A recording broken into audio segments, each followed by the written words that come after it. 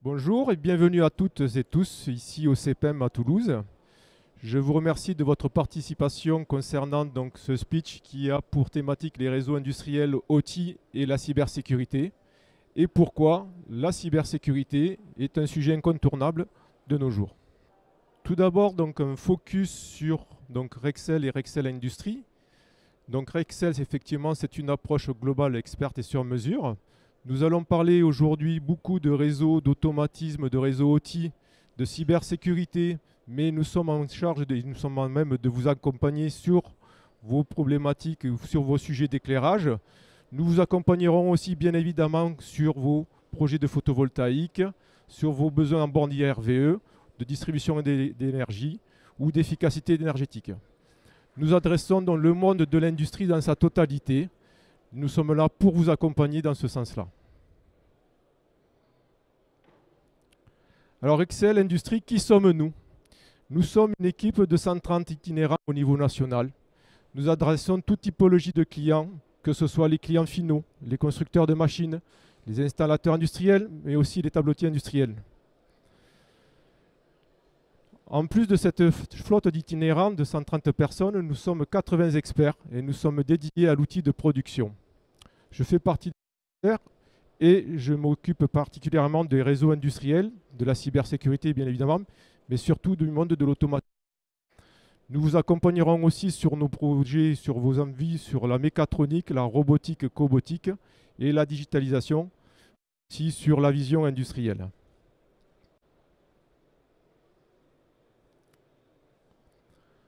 Alors pourquoi effectivement nous choisir, nous, Rexel Industries, sur vos problématiques cyber et sur la qualité de votre réseau OT?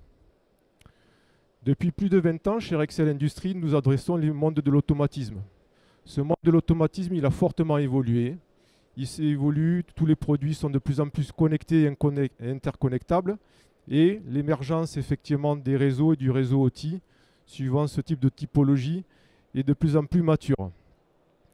Nous parlons le même langage. Nous vous accompagnons au quotidien sur vos problématiques et sur vos projets. Et nous sommes en charge de vos chiffrages. Donc oui, vous pouvez nous faire confiance sur le déploiement de la cybersécurité et du réseau OT. Nous travaillons bien évidemment avec tous les majors de domaine, que ce soit donc en cyber, mais aussi en réseau, mais sur le monde de l'automatisme plus particulièrement. Alors cette confiance que vous nous faites pour tout le déploiement de vos automatismes et pour le déploiement de réseau OT, nous allons vous accompagner de plus en plus sur une démarche pas à pas. Cette démarche pas à pas va partir d'un constat. Bien souvent, en votre compagnie, nous partons donc d'un constat, d'un échec, d'un projet, et de plus en plus, petit à petit, nous allons mettre toute notre énergie pour vous accompagner, pour vous proposer une solution finale. Une solution finale qui va avoir un rapport avec votre entité et votre ADN. Pour aller encore plus loin, effectivement, nous allons aussi avoir ce qu'on appelle l'approche pragmatique.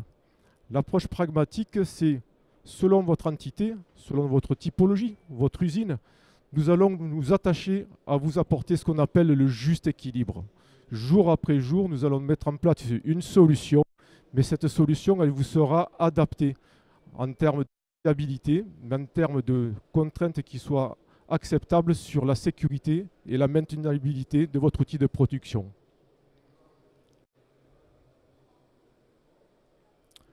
Alors j'ai parlé de réseau OT, différent du réseau IT.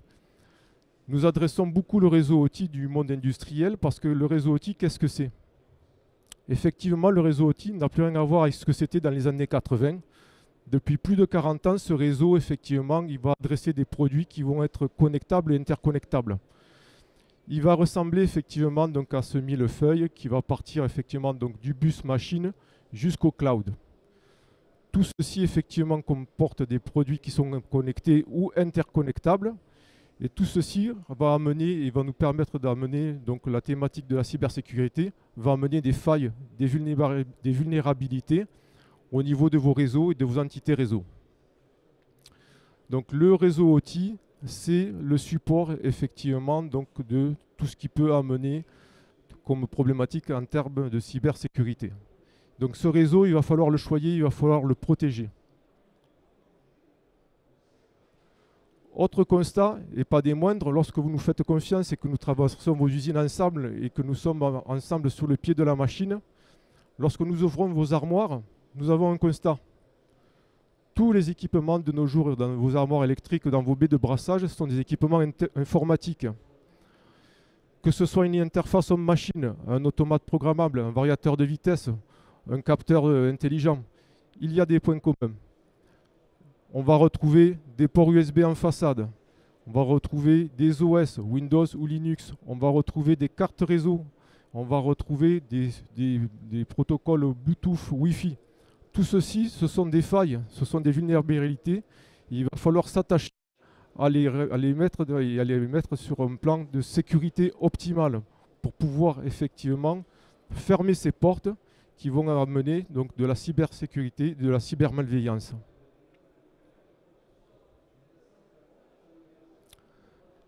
Alors je l'ai dit, cybersécurité, cybermalveillance, cyberattaque, qui est menacé? Ben, je dirais tout le monde. Tout le monde effectivement de nos jours est menacé. Mais il y a des statistiques qui ont été fournies par l'ANSSI. Et en 2023 comme en 2022, force est de constater que ce sont les TPE, PME et TI qui ont été les plus victimes d'attaques par rançongiciel. Mais ce qui est le plus important par rapport à ce rapport-là, c'est que ce déploiement de la cyberattaque ou des cybermalveillances, il a lieu dans un domaine. Et ce domaine, ce sont les domaines industriels, et en particularité le réseau OT. Alors comment faire? Comment procéder? Eh bien, il y a quelque chose déjà un petit peu qui va nous pousser, qui va nous obliger, j'aime pas trop le terme, mais c'est cette directive européenne NIS 2. Tout le monde en a entendu parler, on ne sait pas trop ce que c'est un peu la nébuleuse. Cette norme NIS 2 qui va être applicable, qui devrait être applicable à l'horizon 2024, en fait, elle va plutôt se déployer sur le début 2025. Elle va avoir pour premier but de devoir, en termes d'entité, de devoir vous qualifier. Est-ce que vous êtes une entité essentielle ou est-ce que vous êtes une entité importante?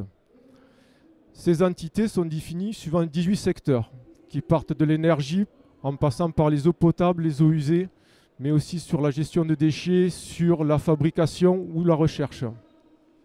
En fonction de la taille de votre entreprise, en fonction de votre chiffre d'affaires ou de votre bilan donc annuel, vous serez donc éligible, si j'ose dire, en termes d'entités essentielles et d'entités importantes. Il y a trois types d'entités, il y a trois types d'entreprises, intermédiaires et grandes, moyennes, micro et petites. Les seules qui ne seront pas concernées avec un bémol, ce sont les micro et petites entreprises, donc de moins de 50 employés, sauf bien évidemment si elles ont un lien avec une entité importante ou une entité essentielle. Effectivement, si vous devez participer au déploiement d'équipements sur un réseau OT chez une entité importante, vous devrez vous conformer effectivement aux directives donc, de la NIS 2. Alors quel est le but de la NIS 2?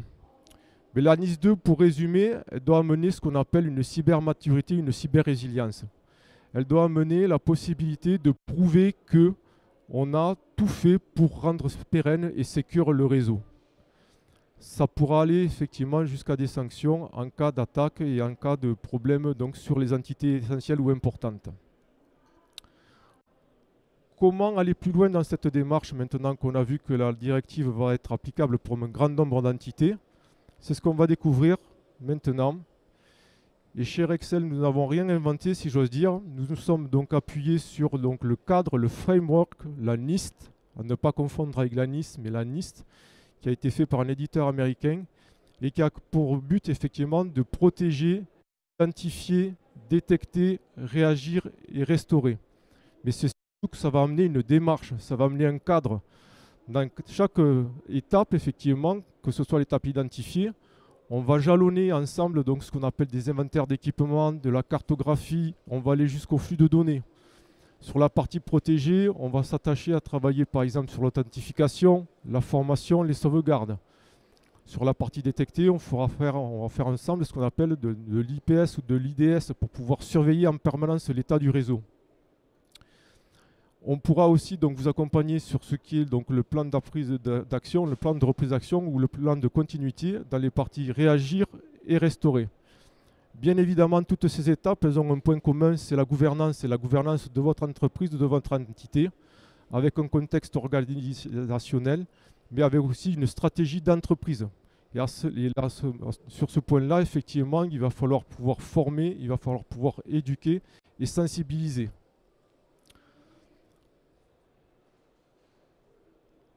Concernant la première étape, et l'étape qui est la plus importante, qui est identifiée, cette étape, en fait, nous vous proposons de la faire ensemble. Et nous proposons, grâce à un partenaire, donc de vous associer à ce qu'on appelle un audit et une cartographie. Alors pourquoi un audit et une cartographie? Parce que bien souvent, on n'a aucun inventaire du parc informatique ou des équipements connectés. On n'en a aucune connaissance définitive. Donc on va s'attacher donc à d'abord inventorier l'ensemble des équipements d'un réseau industriel. On va s'attacher donc à identifier les rôles et les responsabilités pour proposer et hiérarchiser des actions correctives. Un audit et une cartographie réseau, ça va nous permettre d'avoir ce type d'audit sous forme éditable où c'est qu'on va avoir tous les équipements qui auront été scrutés, même les équipements qui sont en stand-alone et qui ne sont pas sur le réseau, on les prendra en charge aussi. Les équipements réseau de type Wi-Fi aussi. Et on aura, si j'ose dire, le plan. Le plan comme sur une armoire électrique. Si dans une armoire électrique on n'a pas un plan, on n'est pas capable de dépanner, on n'est pas capable de maintenir. Dans le réseau outil, dans la cyber, c'est la même chose. Donc sans cette cartographie et sans cet audit, on ne peut pas avancer. C'est le socle, c'est le début, c'est le démarrage. Nous vous proposons donc de travailler cet audit ensemble pour avoir effectivement la fourniture d'un rapport. Mais encore une fois, ce n'est pas tout, ce n'est pas la finalité. On ne vous remet pas un rapport et on vous dit merci, au revoir. Loin de là. On va vous accompagner dans l'amélioration de la sécurité, donc de la stabilité et toujours donc de la pérennité de ce réseau. Parce que ce réseau, c'est votre support. C'est le support qui est important avant toute chose. Et surtout, on va vous faire donc prendre connaissance sur ces équipements qu'on aura découverts, de l'obsolescence et de la gestion de l'obsolescence pour mettre à jour donc, des firmware et pour faire des actions correctives. Effectivement, en cas d'attaque ou de cyberattaque et donc effectivement de perte de réseau, si vous faites appel à une entreprise spécialisée en cybersécurité, qu'est-ce qu'elle va vous demander? Ou votre assurance, qu'est-ce qu'ils vont vous demander? Est-ce que vous avez une cartographie? Qu'est-ce que vous avez comme élément tangible en fait de me dire que votre réseau, vous le connaissez, vous le maîtrisez. Sans ces équipements et sans ces éditables, il n'y a pas de point de départ.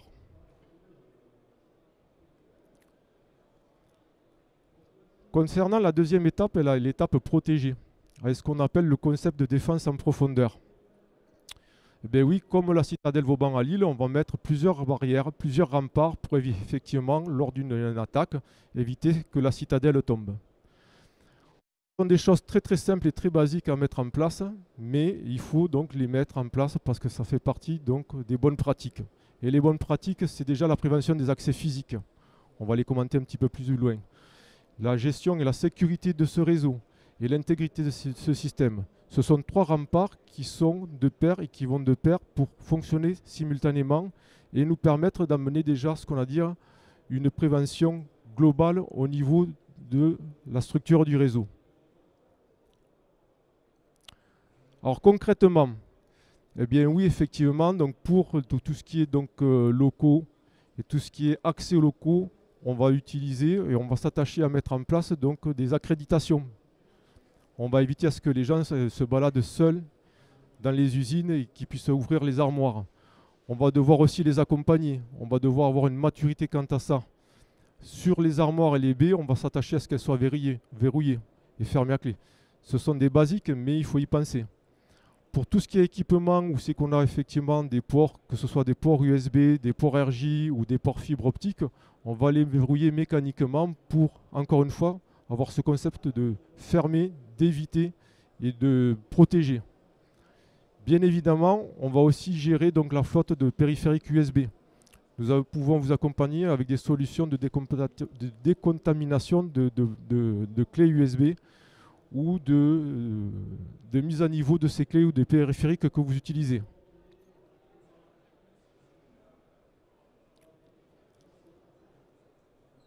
Au niveau du réseau et au niveau de la sécurité du réseau, maintenant qu'on a une politique ferme on va dire, en termes d'accès, mais s'il y a quand même accès au niveau du réseau, on va s'attacher à avoir une politique de produits actifs, d'assets actifs, comme les switches, comme les pare-feux, et tous ces produits qui sont donc des produits de type administrable vont nous permettre d'amener des actions.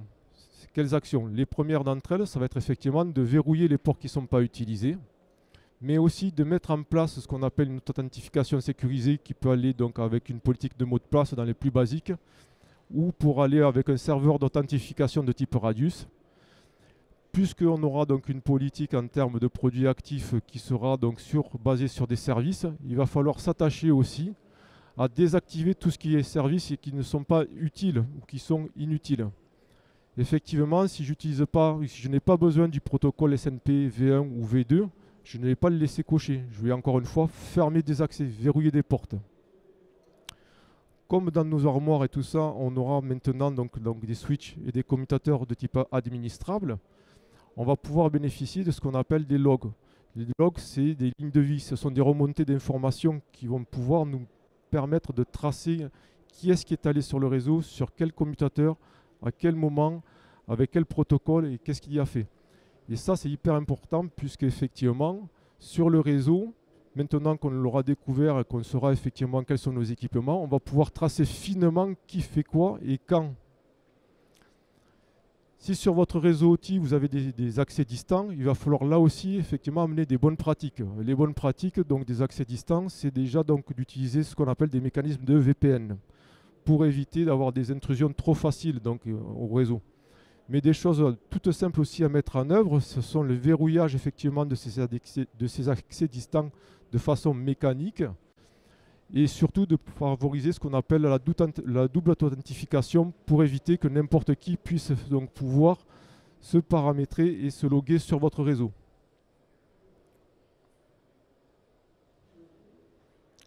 En termes d'intégrité du système, donc là on est sur la troisième couche et la couche la plus importante puisque c'est là qu'est le cœur du système, c'est là qu'est l'ADN de votre process. Sur vos assets, sur vos API, sur vos équipements, vous allez devoir là aussi encore une fois réitérer, c'est-à-dire désactiver les services non utilisés. J'ai peut-être pas besoin d'un serveur bootp ou DHCP, donc ce n'est pas la peine que je le laisse activer dans ma configuration logicielle. Sur chaque équipement avec son adresse IP et son adresse MAC, je vais faire aussi ce qu'on appelle des access lists ou des whitelists. Encore une fois, je vais lui autoriser le juste besoin. Le port 502 si j'en ai besoin, le protocole SNP si j'en ai besoin, et c'est tout. Bien évidemment, ça fait souvent sourire, mais on va éviter d'avoir une politique de mot de passe trop simpliste. Le post-it, tout le monde l'a vu, user, admin, admin ou 1, 2, 3, 4, 5, 6.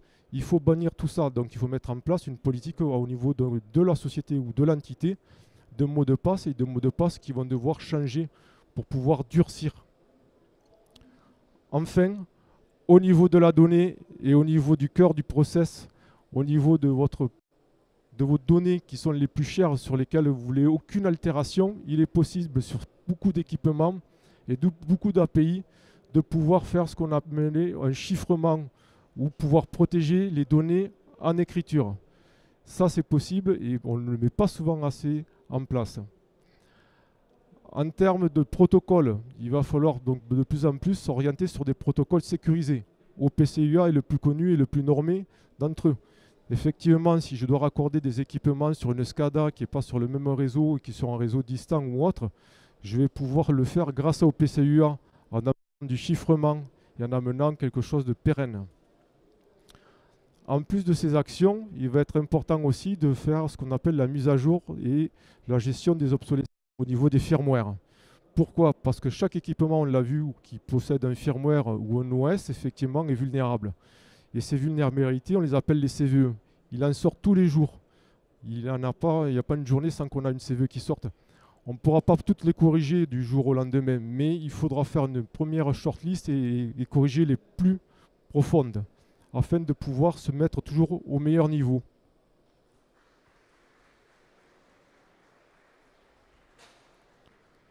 La troisième étape de ce framework list, c'est la partie détectée. La partie détectée, c'est une partie très importante parce que c'est elle qui va nous permettre d'avoir la surveillance.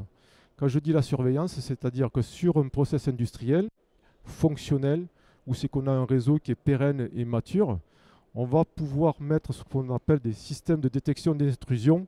Ce sont des sondes qui seront placées judicieusement sur votre réseau outil en différents endroits et qui vont nous permettre de détecter et d'apprendre d'abord ce que j'appelle le trafic normal.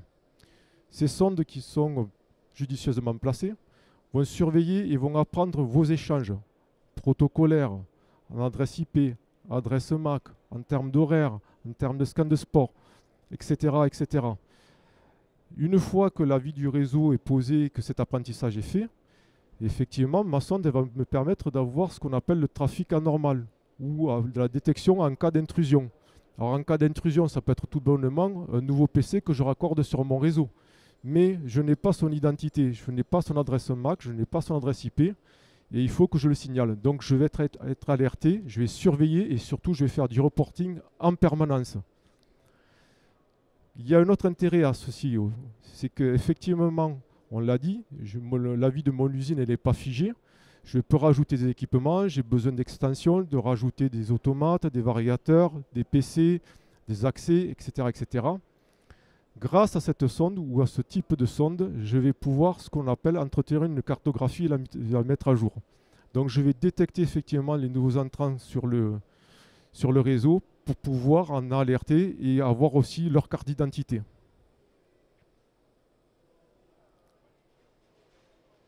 Donc vous l'avez compris, le réseau OT et la cybersécurité, c'est un process. C'est un processus continu. On l'a vu par rapport à la NIST, on le voit là par rapport à cette boucle PID. Au travers d'un audit, vous l'aurez compris, qui est vraiment la première pierre à amener, donc l'audit et la cartographie, au travers de services et d'apports de sécurité pour fermer tous ces ports inutiles, pour verrouiller les accès, au travers de systèmes à protéger plus finement au niveau de la data en mettant ce qu'on appelle des VLAN. Et grâce à la mesure en continu, on va avoir le premier édifice qui va permettre de répondre à 80% des cas. Pourquoi? Parce qu'en permanence, on va avoir ce qu'on appelle une veille de vulnérabilité. Et on aura un état donc, de notre réseau et un état donc, en termes de veille et de vulnérabilité en continu. Parce qu'effectivement, la cybersécurité, ce n'est pas un jour, une heure et un opérateur. C'est tous ensemble et c'est sur un processus continu qu'on va arriver effectivement à travailler dans ce sens-là et à pouvoir mettre en œuvre donc, les besoins que l'on a en termes de pérennité et de cyber. Pour ceci, nous ne sommes pas seuls à Rexel Industries. Nous nous sommes attachés des meilleurs. Nos éditeurs et nos partenaires sont là. Claroti, Dativ, Axis, entre autres, Iwon, Ogo.